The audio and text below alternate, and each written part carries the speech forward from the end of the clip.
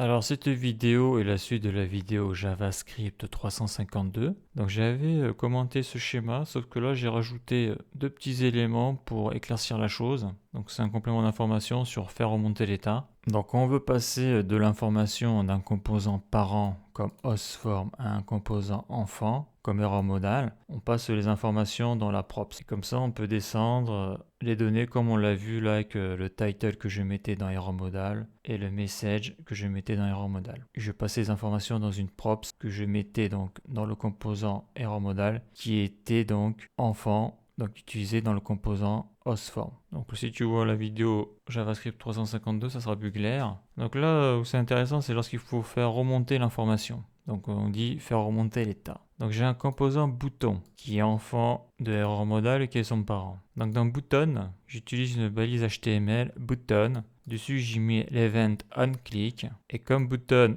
est dans le composant parent error modal, donc par le biais des props, donc dans l'objet props, je vais chercher la key onClick. Et dans cette key onClick, donc là je suis la flèche là, donc c'est une key qui est dans l'objet props. Donc dans le composant button, donc là on n'est plus sur un élément HTML, là on est dans le composant button qui est ici là. Donc il est utilisé dans le parent error modal. Donc la props va s'appeler onClick, donc c'est celle-là. Et dedans, eh bien, je vais chercher toujours dans l'objet props, mais qui va venir de hostform, parce que là, error modal est le parent de button, mais error modal est l'enfant de hostform qui est son parent. Donc, dans la props qui va venir de error modal, du composant, mais qui est dans le composant parent hostform, je vais chercher donc la key onConfirm qui est dans la props. Et là, donc, je suis la flèche.